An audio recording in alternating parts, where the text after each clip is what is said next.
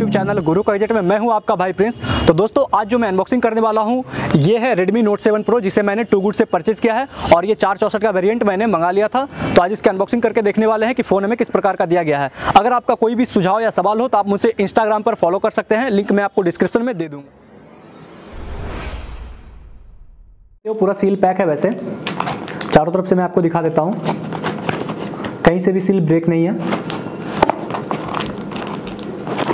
Total seal pack है।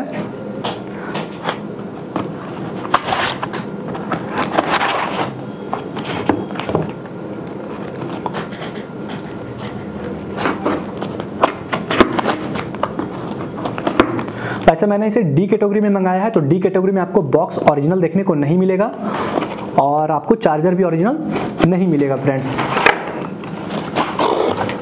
तो ये आप देख सकते हो, ये बिल दिया गया है। फिलहाल मैं इसे साइड में रखता हूँ और ये पता नहीं टू गुड का दिया गया है, ये टू गुड का ही है। और आप ये देख सकते हो पैक बिल्कुल अच्छे से पैक करके दिया गया है टू गुड का बॉक्स। इसे मैं साइड कर देता हूँ।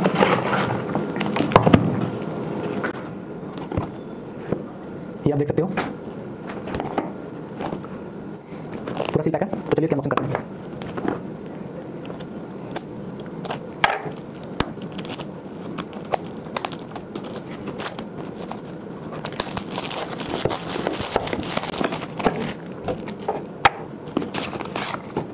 तो आप देख सकते हो एक टू गुड का बैंड यहाँ पे भी लगा हुआ है, ये दूसरा बैंड यहाँ लगा हुआ है। उससे पहले मैं आपको एक बार यहाँ पे दिखा देना चाहता हूँ, यहाँ पे आप पूरा का पूरा डिटेल देख सकते हो। नेबुला रेड कलर का मैंने मंगा लिया था और ये नेबुला रेड कलर का ही दिया गया। तो चलिए अब देख लेते हैं ओपन करके सील को।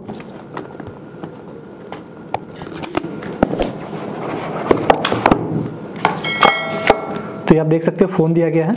फिलहाल मैं फ़ोन को साइड में रख देता हूँ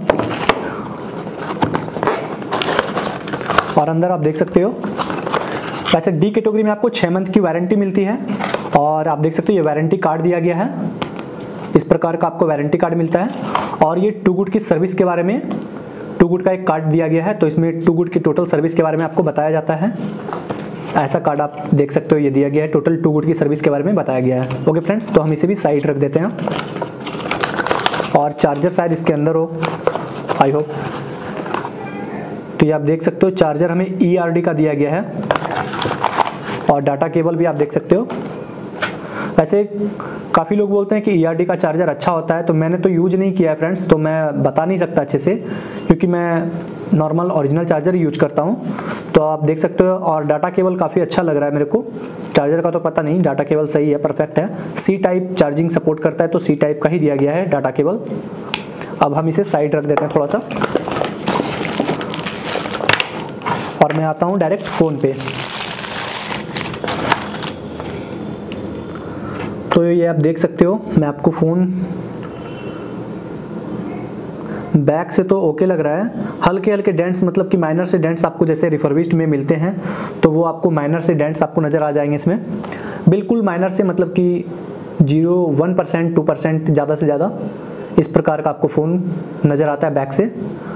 और फ़ोन बिल्कुल शाइनी है वैसे तो, बट बैक में आप देख सकते हो, इधर साइड बाय साइड में आपको अगर दिखाऊं तो साइड में आपको लगेगा कि थोड़ा चिपका के दिया गया है, मतलब कि रिपेयर करने के बाद जैसा होता है तो वैसा ही जैसे चिपका हुआ मेरे को नज़र आ रहा है। आपको शायद कैमरे में उतने अच्छे से नज़र नहीं आ पाए, जूम करके दिखा रहा हूँ। ये आप देख सकते हो कि गम चिपका हुआ है चारों साइड, आपको गम हल्का हल्का विजिबल नज़र आ जाएगा आसानी से।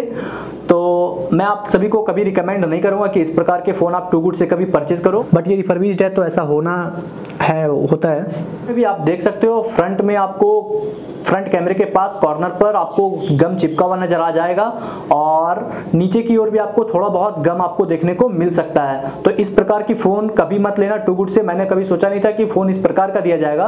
वैसे स्क्रैचेस तो ज़्यादा नहीं थे, बट गम आपको चिपका हुआ आसानी से विजिबल हो जाएगा। वैसे इसमें आपको 6.3 इंच का IPS LCD full HD plus display मिलता है और बैक में भी आप देख सकते हो ग्लास मिल जाता है आपको। फ्रंट एंड बैक दोनों में आपको कॉर्निंग गोरिल्ला ग्लास 5 का प्रोटेक्शन मिलता है इस फ़ोन में। और चलिए एक बार इस फ़ोन को ऑन करके देख लेते हैं, ऑन हो रहा है या नहीं। और आप लोगों से भी मैं रिक्वेस्ट करूंगा कि आप लोग जब भी रिफर्बिश्ड फ़ोन की अनबॉक्सिंग करते हैं तो प्लीज़ कैमरे के सामने ओपन किया करें बॉक्स को, ताकि कोई भी प्रॉब्लम हो या तो फिर कोई दिक्कत हो तो आपको प्रॉब्लम ना हो आगे। बैक कैमरे की अगर बात कर ले तो इसमें आपको 48 मेगापिक्सल का मेन कैमरा मिलता है और 5 MP का डेप्थ आपको मिल जाता है। और यहाँ पे आप देख सकते हो ये एक LED फ्लैश दिया गया है और आप यहाँ देख सकते हो यहाँ पे 48 MP AI डुअल कैमरा आपको यहाँ पे मिल जाएगा। और यहाँ पीछे आपको रेडमी का सिंबल मिल जाएगा। फिंगरप्रिंट भी आपको स्कैनर पीछे दिया गया है और आप ये देख सकते हो फ़ोन ऑन हो चुका है। और फ्रंट में आपको दोस्तों 13 मेगापिक्सल का एक कैमरा मिल जाता है। तो चलिए चेक कर लेता हूँ पहले। और वैसे ये बैटरी लो दिया गया है, 19% बैटरी दिया गया है, आप देख सकते हो। तो चलिए मैं इस सारी चीज़ को जल्दी से जल्दी सेटअप करने की कोशिश करता हूँ।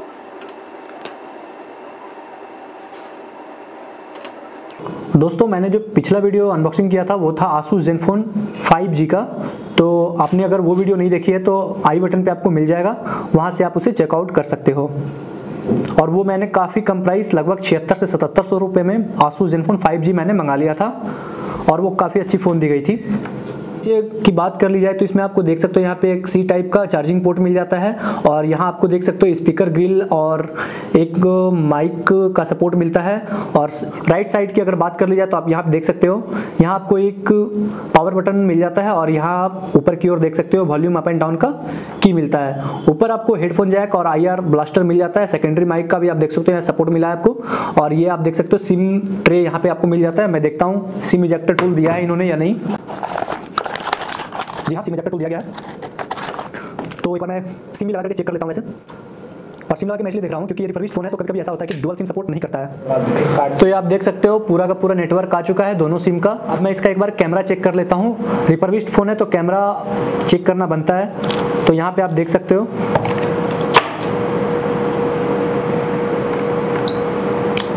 बिल्कुल ओके है, कैमरे में कोई दिक्कत नहीं है। फ्रंट कैमरा में चेक कर लेता हूँ एक बार। ये आप देख सकते हो फ्रंट कैमरा भी बिल्कुल ओके है, कोई दिक्कत नहीं है। और मैं एक बार इसकी वीडियो में जा करके स्पीकर और माइक चेक कर लेता हूँ कि स्पीकर और माइक सही से वर्क कर रहा है या नहीं। इस प्रकार से मेरा स्पीकर और माइक दोनों चेक हो जाएगा। स्पीकर और माइक सही से वर्क कर रहा है या नहीं, इस प्रकार से मेरा स्पीकर और माइक दोनों चेक हो जाएगा। ओके फ्रेंड्स, तो ये बिल्कुल ओके है, स्पीकर और माइक दोनों में कोई दिक्कत नहीं है। एक बार फिंगरप्रिंट चेक कर लेता हूँ। वैसे रीड तो आसानी से कर ले रहा है, कोई दिक्कत नहीं आ रही है। Okay done.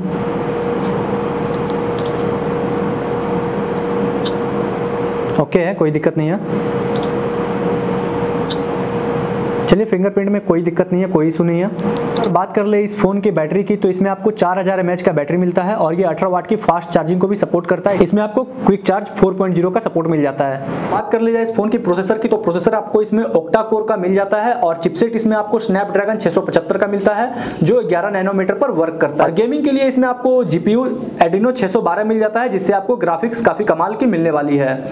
और मैं एक बार चेक कर लेता हूँ कि ये हमें एंड्रॉयड वर्जन कौन सा दिया गया है। वैसे अबाउट फोन में जाता हूँ, ये आप देख सकते हो, तो ये एंड्रॉयड 10 में हमें अपडेट दिया गया है, आप देख सकते हो। तो ओके फ्रेंड्स, वीडियो का एंड करते हैं यहीं पे। आपको कैसी लगी हमारी ये वीडियो कमेंट करके जरूर बताएं। अगर अच्छी लगी हो तो अपने दोस्तों के साथ शेयर कर दें और एक लाइक कर दें। तो दोस्तों ये थी आज की हमारी Redmi Note 7 Pro की अनबॉक्सिंग वीडियो।